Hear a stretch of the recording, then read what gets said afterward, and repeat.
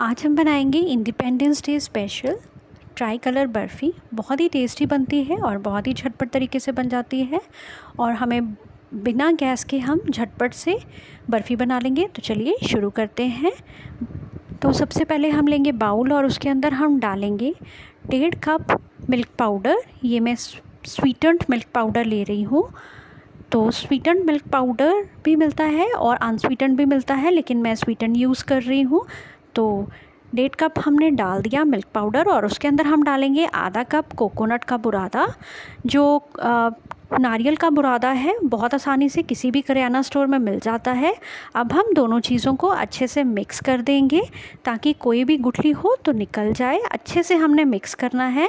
अगर आप मेरे चैनल पे नए हैं तो मेरे चैनल को सब्सक्राइब ज़रूर कीजिए। तो चलिए अब हम इसमें आधा टीस्पून डाल देंगे इलायची का एसेंस। अगर आपके पास इलायची पाउडर हो तो वो भी आप डाल सकते हैं। तो अब हम साथ में ही हल्का हल्का दूध डालेंगे, तो मिक्स करते रहेंगे। अभी मैंने आधा कप दूध लिया है, उसके बाद मैं आपको बता दूँगी कितना लगता है। तो धीरे धीरे हमने दूध डालना है। दूध रूम टेम्परेचर पे भी हो सकता है, नहीं तो आप ठंडा दूध भी यूज़ कर सकते हैं। धीरे धीरे हमने डालते रहना है और मिक्स करना है। एक साथ हमने दूध नहीं डालना है और हमने इसे डो की तरह इस तरीके से गूंद लेना है और बिल्कुल हल्के हाथों से। बहुत आसानी से ये गूंद जाता है। अगर आपका मिल्क पाउडर मीठा नहीं है तो आप इसी पॉइंट पे आप इसमें पिसी हुई चीनी भी डाल सकते हैं अपने स्वाद के अनुसार। तो मैं चीनी इसलिए नहीं डाल रही क्योंकि मैं पहले ही बता चुकी हूँ, क्योंकि मैं स्वीटेंड मिल्क पाउडर ले रही हूँ।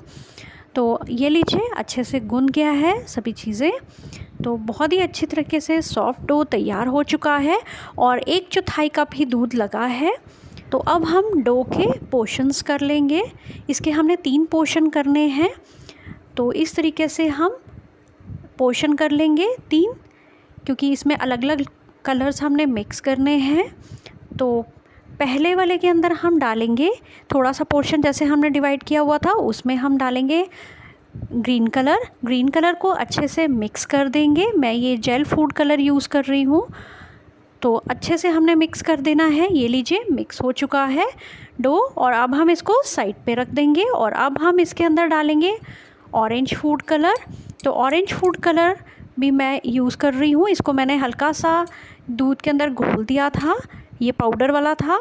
तो ऑरेंज फूड कलर को भी हम अच्छे से दूसरे पोर्शन के अंदर मिक्स कर देंगे और इसको भी अच्छे से दोबारा से बॉल में बना के रख देंगे। और इसको भी अब हम साइड पे रख देते हैं। और ये तीसरे वाला तो हम ऐसे ही रहने देंगे क्योंकि वाइट कलर हमें चाहिए। तो अब ये ले रही हूँ मैं पार्चमेंट पेपर। पार्चमेंट पेपर अगर आपके पास हो तो वो भी ले सकते हो। अगर आपके पास फॉइल पेपर या क्लिंग रैप हो आप वो भी यूज़ कर सकते हैं। तो उसके ऊपर मैं ये ऑरेंज कलर वाला डो रख दूँगी। इसे हम कटोरी से दबा के देंगे। सेट करने के बाद इसके ऊपर हम रखेंगे वाइट कलर का डो। उसे भी हम अच्छी तरीके से फैला लेंगे। कटोरी से दबा दबा के हमने फैला लेना है। इसी तरीके से हम ग्रीन कलर वाला डो रख देंगे, उसे भी इसी तरीके से हम अच्छे से फैला लेंगे। अगर आपको मुश्किल हो रही हो तो आप इस तरीके से कटोरी को दबा सकते हैं। तो ये लीजिए, तीनों लेयर्स बहुत अच्छे से परफेक्टली हमने सेट कर दी हैं। और अब हम इसे फ्रिज में रख देंगे, कि इसे रेफ्रिजरेट कर देंगे हम आधे घंटे के लिए, ताकि अच्छे से तीनों लेयर्स सेट हो जाएं।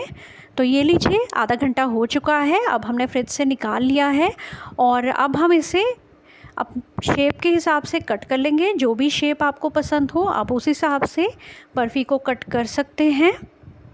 तो ये देखिए कितनी परफेक्ट ये बर्फ़ी तैयार हुई है, ट्राई कलर बर्फ़ी। मैं इसको और भी पीसेस में कट कर रही हूँ। बहुत ही बढ़िया और बहुत ही झटपट और टेस्टी तरीके से बर्फ़ी तैयार हो जाती है। और आपने देखा होगा गैस चलाने का भी झंझट नहीं है।